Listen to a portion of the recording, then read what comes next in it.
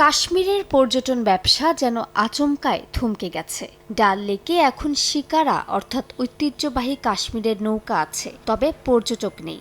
গুলমার্গের হোটেলগুলোতে বাতিল হয়েছে শতভাগ বুকিং। বিপাকে পড়েছেন স্থানীয় ব্যবসায়ীরা।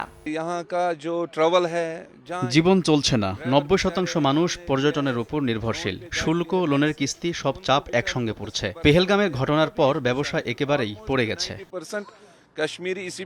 হামলার পরপরই ৮৭টির মধ্যে ৪৮টি পর্যটন স্থানই বন্ধ করে দিয়েছে কাশ্মীর প্রশাসন। নিরাপত্তার অজুহাতে পর্যটকদের ঢুকতে দেয়া হচ্ছে না শ্রীনগরের মুঘল গার্ডেন, গুলমার্গ, এমনকি কাশ্মীরের বিখ্যাত গ্র্যান্ড মসজিদেও। খাবারের দোকানগুলোও বন্ধ।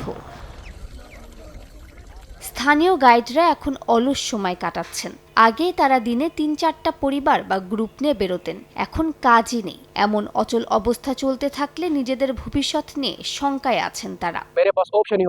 আগে যেভাবে ভিড় থাকতো, এখন আমি একা একা ঘুরে বেড়াচ্ছি। ক্লায়েন্ট নেই, কাজও নেই। স্থানীয় ট্যুর ব্যবস্থাপকরা বলছেন, নিরাপত্তা ব্যবস্থা যতই জোরদার হোক, পর্যটক ফিরতে সময় লাগবে। এখন সেপ্টেম্বরের পরের বুকিং পাওয়া যাচ্ছে। কাশ্মীরের পর্যটন ছিল এই অঞ্চলের শেষ ভরসা।